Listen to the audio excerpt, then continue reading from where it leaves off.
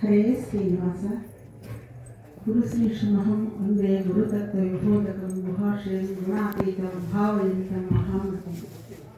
ಗುರು ಶ್ರೀ ಶ್ರೀಧರರ ಪಾದಕಸ್ನ ವಂದನೆಯನ್ನು ಮಾಡ್ತಾ ಇಲ್ಲಿ ನೆರವೇರ್ತಕ್ಕಂತಹ ಘನಶ್ರೇಷ್ಠ ವಿದ್ವಾಂಸರು, ಪಂಡಿತರು, ಅನೇಕ ಗುರು ಶ್ರೀ ಶ್ರೀಧರ ಭಕ್ತರು, ಅವರ ಹೃದಯದಲ್ಲಿ ವಾಸವಾಗಿರ್ತಕ್ಕಂತಹ ಭಾರತೀಯ ಮುಕ್ತ ಪ್ರಾಣಾಂತರ್ಗತ ಬಿಂಬರೂಪಿ ಪರಮಾತ್ಮನಿಗೆ ನನ್ನ ನಮಸ್ಕಾರಗಳನ್ನು ಸಲ್ಲಿಸ್ತಾ, ಈ ವೇದಿಕೆಯಲ್ಲಿ ಕೂತು ಉಪನ್ಯಾಸ ಮಾಡ್ತಕ್ಕಂಥ ಯೋಗ್ಯತೆ, ಮಾತಾಡ್ತಕ್ಕಂಥ ಮಾತು ನನಗೆ ಏನು ಬರಲ್ಲ. ಆದರೂ ನನ್ನ ವಾಕ್ಶಕ್ತಿಗಾಗಿ ಗುರು ಶ್ರೀ ಶ್ರೀಧರರ ಒಂದು ಅನುಗ್ರಹ, ಮಹೋನ್ನತ ಅನುಗ್ರಹದ ಒಂದು ಸ್ಮರಣೆಯನ್ನು ಮಾಡ್ಕೊಳ್ಳಿಕ್ಕಾಗಿ ಎರಡು ಮಾತುಗಳನ್ನು ಮಾತ್ರ ಮಾತಾಡಲಿಕ್ಕೆ ಪ್ರಯತ್ನ ಪಡ್ತೇನೆ.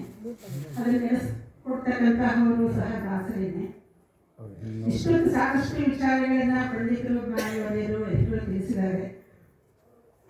ಆದರೆ ನಾನು ಈಗ ಹೇಳ್ತಕ್ಕಂಥ ಕೆಲವು ವಿಷಯ ಮಾತ್ರ 5 ಅಕ್ಷರಗಳ ಒಂದು ವಿಚಾರವನ್ನು ಮಾತ್ರ ನಾನು ಹೇಳ್ತೇನೆ. ಇವರೆಲ್ಲ ಪಂಡಿತರ ಉಪನ್ಯಾಸಗಳನ್ನು ಕೇಳಿದಾಗ ನಮಗೆಲ್ಲ ಏನು ಅನ್ನಿಸ್ತಾ ಇದೆ, ನಾವು ಸಾಧನೆಯನ್ನು ಮಾಡಬೇಕು.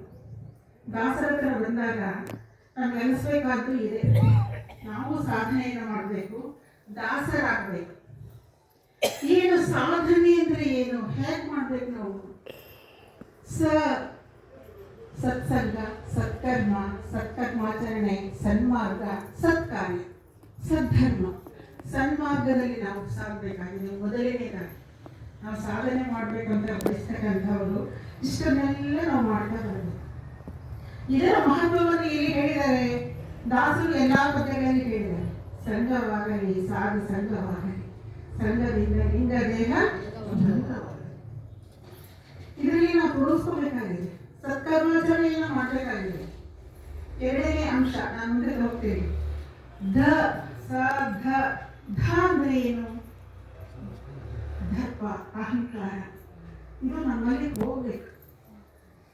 ನಾಹಂ ಕರ್ತ ಹರಿ ಕರ್ತ. ಅಹಂ ಕರ್ತೃತ್ವ ಭಾವನೆ ನಮ್ಮಲ್ಲಿ ಹೋಗ್ಬೇಕಾಗಿದೆ. ಅದು ಹೋದಾಗ ಮಾತ್ರ ನಾವು ಸಾಧನೆ ಮಾಡಲಿಕ್ಕೆ ಸಾಧ್ಯ. ಅದು ಹೋಗುವಂತ ಭಗವಂತನಲ್ಲಿ ಪ್ರಾರ್ಥನೆ ಮಾಡ್ಕೋಬೇಕು. ಹೇಗೆ? ಪ್ರತಿಯೊಂದು ಕ್ಷಣವೂ ನಾವು ಜೀವನದಲ್ಲಿ ನಾನೇ ಮಾಡ್ತೇನೆ. ಆದರೆ ಮಾಡ್ತಕ್ಕಂಥವ್ರು ಯಾರು ಎಂಬುದನ್ನ ವಾಸ್ತವ ಸತ್ಯವನ್ನ ನಾವು ಇವತ್ತು ತಿಳ್ಕೋಬೇಕಾಗಿದೆ. ಅದು ನಮಗೆ ಸಾಧನೆ ಆಗ್ಬೇಕಾಗಿದೆ. ಏನದು? ನಾವು ಅಂದ್ರೆ ಏನು? ನಮ್ಮ ಸ್ಥೂಲ ದೇಹ. ಭಗವಂತನ ಅನುಸಂಧಾನ ನಮ್ಮ ದೇಹದಲ್ಲಿ ಏನಿದೆ?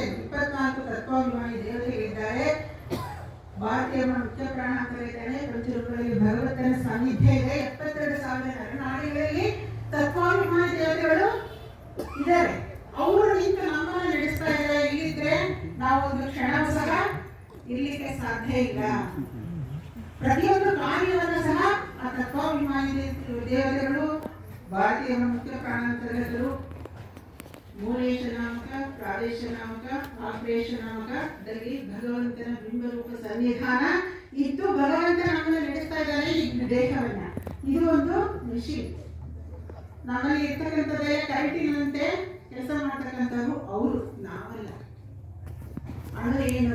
ದೃಢಕಾಷ್ಟ ಪರಿಪೂರ್ಣ ಆಗಿರ್ತಕ್ಕಂತಹ ಭಗವಂತನನ್ನ ನಾವು ಚಿಂತನೆಯನ್ನು ಮಾಡಬೇಕು. ನಾವು ಏನೋ ಒಂದು ಕೆಲಸ ಮಾಡಿದ್ವಿ ಅಂದ್ರೆ ನಾವು ಮಾಡಿಲ್ಲ, ನಮ್ಮಲ್ಲಿ ನಿಂತು ಭಗವಂತ ಮಾಡಿಸ್ತಾ ಇದ್ದಾರೆ ಅಂತಕ್ಕಂತಹ ಅನುಸಂಧಾನ ನಮ್ಮಲ್ಲಿ ಬರಬೇಕು. ಅನುಸಂಧಾನ ಮತ್ತು ಚಿಂತನಕ್ಕೆ ನಮ್ಮ ಮಧ್ಯ ಸಿದ್ಧಾಂತದಲ್ಲಿ ಪ್ರಥಮ ಆದ್ಯತೆ ಇದೆ. ಅದು ಇಲ್ಲದೆ ನಾವು ಏನೇ ಮಾಡಿದ್ರು ಕೂಡ ಅದರಲ್ಲಿ ಫಲ ನಿಷ್ಫಲ. ಹಾಗಾಗಿ ನನ್ನ ಕೆಲವು ಕೃತಿಗಳಲ್ಲಿ 22 ಕೃತಿಗಳಲ್ಲಿ ಸಹ ನಾನು ಏನೇ ಬರೆದರೂ ಸಹ ವ್ಯಾಸದಾಸ ಸಾಹಿತ್ಯದ ಕೃತಿಗಳಲ್ಲಿ ನಾನು ಕೊಡ್ತಕ್ಕಂಥ ಹೆಡ್ಡಿಂಗೇ ಅದು, ಅನುಸಂಧಾನ ಮತ್ತು ಚಿಂತನೆ. ವ್ಯಾಸ ಕೃತಿಗಳು, ಆ ಕೃತಿಗಳಲ್ಲಿ ನಮ್ಮ ಜೀವನದಲ್ಲಿ ನಾವು ಯಾವ ರೀತಿ ಅನುಸಂಧಾನವನ್ನು ಮಾಡ್ಕೊಳ್ಬೇಕು. ಸಾಕಷ್ಟು ಗ್ರಂಥಗಳನ್ನು ಬರೆದಿದ್ದಾರೆ ಜ್ಞಾನಿಗಳು, ಯತಿವರಣ್ಯರು, ದಾಸವರಣ್ಯರು, ಮಧ್ವಾಚಾರ್ಯರಿಂದ ಆದಿಯಾಗಿ ಸಾಕಷ್ಟು ಗ್ರಂಥಗಳಿವೆ. ವ್ಯಾಸ ಸಾಹಿತ್ಯ ಇದೆ, ತತ್ಪೂರ್ವಕವಾಗಿ ದಾಸರ ಸಾಹಿತ್ಯಗಳು ಇದ್ದಾವೆ. ಅವಾಗ ನಮ್ಮ ಜೀವನದಲ್ಲಿ ಯಾವ ರೀತಿ ಅನುಸಂಧಾನವನ್ನು ಮಾಡ್ಕೊಳ್ಬೇಕು ಅನ್ನೋ ಉದ್ದೇಶದಿಂದ ಮಾತ್ರ ನಾನು ಕೃತಿಗಳನ್ನು ರಚನೆ ಮಾಡಿ ಇವತ್ತು ಸಮಾಜಕ್ಕೆ ಸಮರ್ಪಣೆ ಮಾಡ್ತಕ್ಕಂಥ ಒಂದು ಸಣ್ಣ ಕಾರ್ಯವನ್ನ ದಾಸರು ನನ್ನಲ್ಲಿ ನಿಂತು ನಡೆಸ್ತಾ ಇದ್ದಾರೆ. 3ನೇ ಅಕ್ಷರ ನೇ.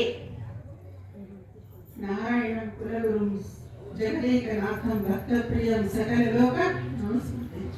ನಮಗೆಲ್ಲ ದೊಡ್ಡವನಾದವ ಯಾರು? ಹರಿ ಸರ್ವೋತ್ತಮ ಭಗವಂತ. ಅವನೇ ಸರ್ವೋತ್ತಮ ಅಂತಕ್ಕಂಥ ಭಾವನೆ ಅನುಸಂಧಾನ ನಮ್ಮಲ್ಲಿ ಬರಬೇಕಾಗಿದೆ. ಅಖಿಲಾಂಡ ಕೋಟ ಬ್ರಹ್ಮಾಂಡ ನಾಯಕನಾಗಿರ್ತಕ್ಕಂಥ ಭಗವಂತನ ಅನುಸಂಧಾನವನ್ನ ನಾವು ಪ್ರತಿ ನಿತ್ಯದಲ್ಲಿ ಮಾಡಬೇಕು. ಅವನೇ ಸರ್ವೋತ್ತಮ ಅಂತಕ್ಕಂಥ ನಾವು ಉಪಾಸನೆಯನ್ನು ಮಾಡಬೇಕಾಗಿದೆ.